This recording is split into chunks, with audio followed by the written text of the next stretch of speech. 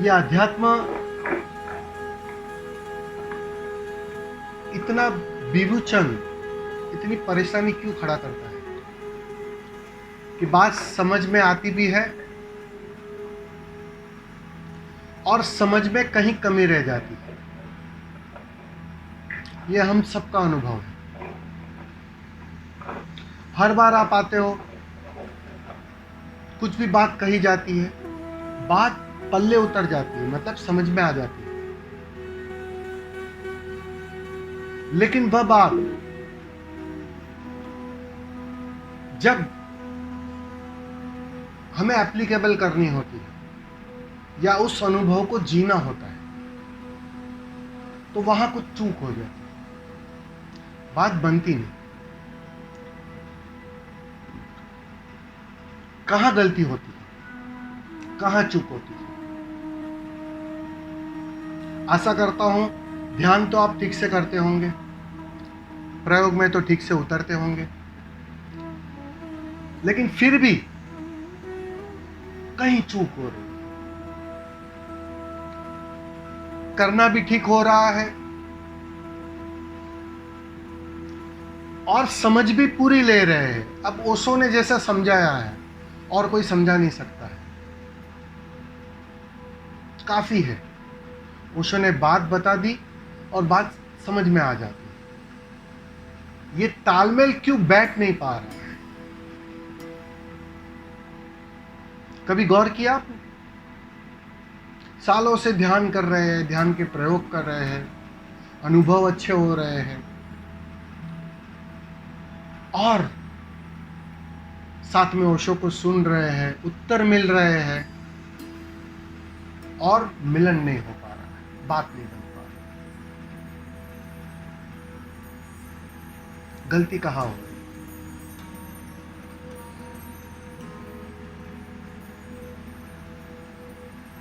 जब साधना शुरू होती है तो दो प्रकार के लोग होते हैं। जब तुम साधना या अंतर यात्रा में रुचि लेने लगते हो तो ज्यादातर दो प्रकार के व्यक्तित्व होते हैं। एक आलसी व्यक्तित्व और एक बहुत कर्मवादी व्यक्तित्व, मतलब कर्म, जिसे करने को कहा जाए जी भर के वो करेगा। और एक आलसी व्यक्तित्व, जिसे करने को कहा जाए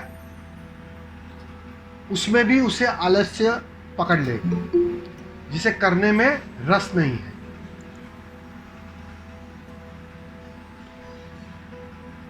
अब अध्यात्म की मुसीबत कहो या विडंबना कहो, जो कहो, यहां आलसी भी पहुंच नहीं पाता है और यहां कर्मठ भी पहुंच नहीं पाता है। दोनों एक अर्थों में अधूरे हैं। ये दोनों का जब समन्वय हो जाता है, कहते हैं ना, वो दोनों तरफ की पटरी, एक कर्मवादिता और एक आलस्य, ये दोनों जब संयोग हो जाता है, मतलब एक संतुलन में आ जाते हैं, तब परिणाम घटता है। शुरू में आलस्य पकड़ता है, करने को जी नहीं करता, करने की इच्छा नहीं होती, करने के लिए शक्ति जुटा नहीं पाते, संकल्प बना नहीं पाते, तो उसमें वक्त निकल जाता है, क्योंकि वह संकल्प तो बनते बनते बनता है, प्यास बनते बनते बनती है, तब तुम्हारा संकल्प, तुम्हारी ताकत, तुम्हारी एफर्ट्स पूरी लगती है, तभी तुम्हारा जो आलस्य है वो टूटता है। करने का जो जोश है, जो ताकत है, वो पूरी लगती है। ये बहुत कीमती है शुरू में।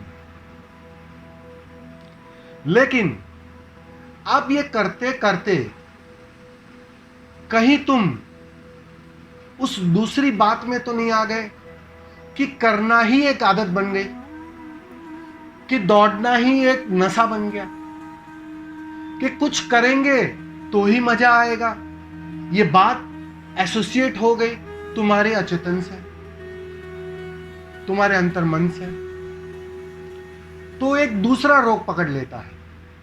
फिर तुम्हें रोकना कठिन हो जाता है, तुम रुक नहीं पाते, बस दौड़ने का मजा ले रहे हो, दौड़ने का आनंद ले रहे हो। तो ये दोनों प्रकार की जो प्रकृतियां हैं, दोनों प्रकार के जो लोग हैं, वो दोनों एक अर्थ में जो समन्वय बिठाना था वो बिठा नहीं पाते, पटरी बन नहीं पाती, गाड़ी दौड़ेगी कैसे? पटरी तो दोनों के समन्वय से बनती है।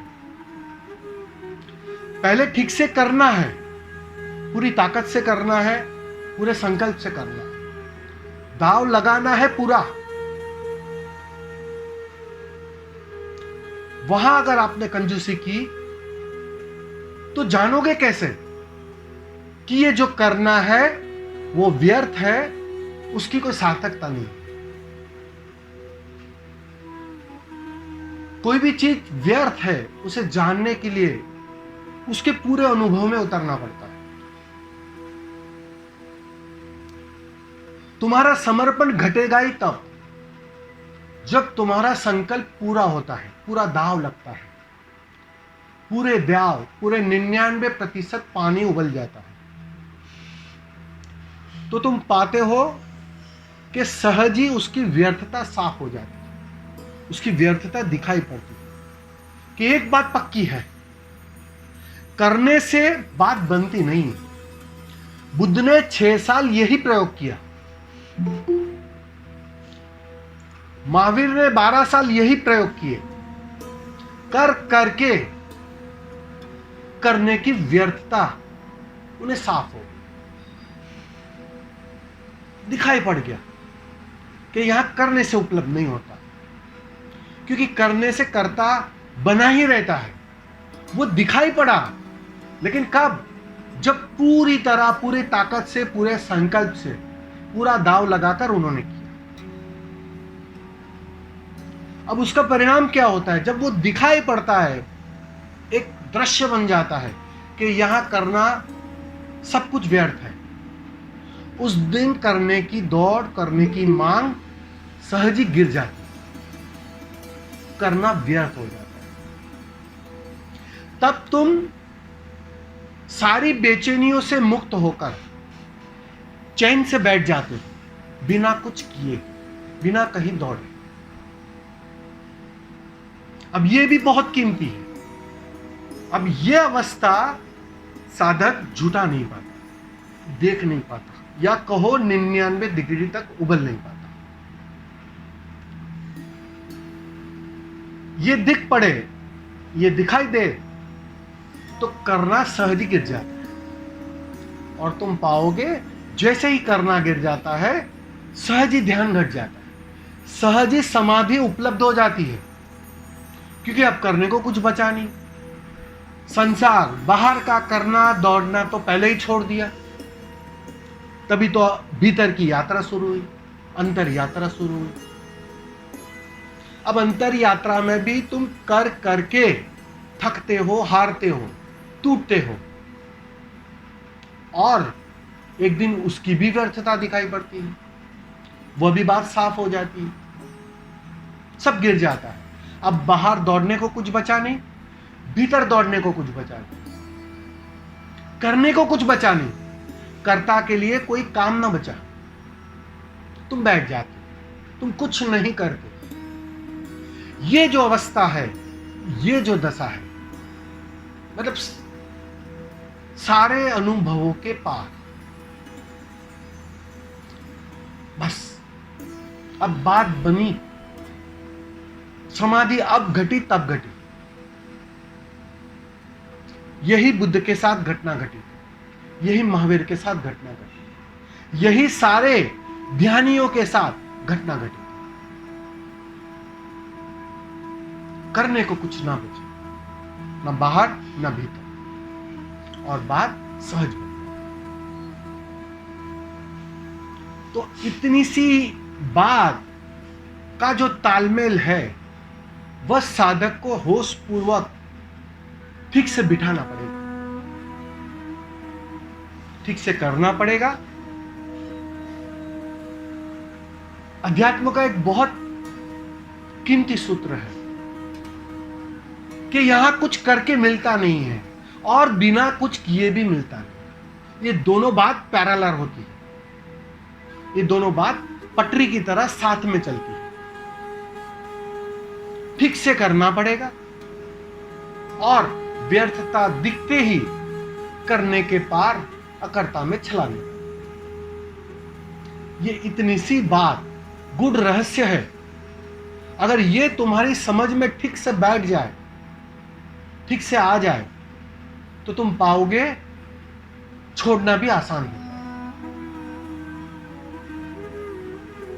ये बात है।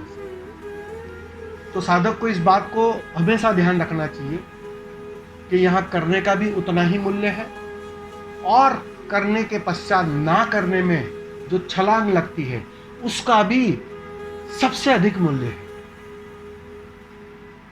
उसके आगे बात बन जाती है, उसके आगे तुम खो जाते हो, अहंकार खो जाता है, सिर्फ परमात्मा बचता है,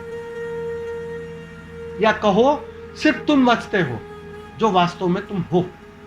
ये बात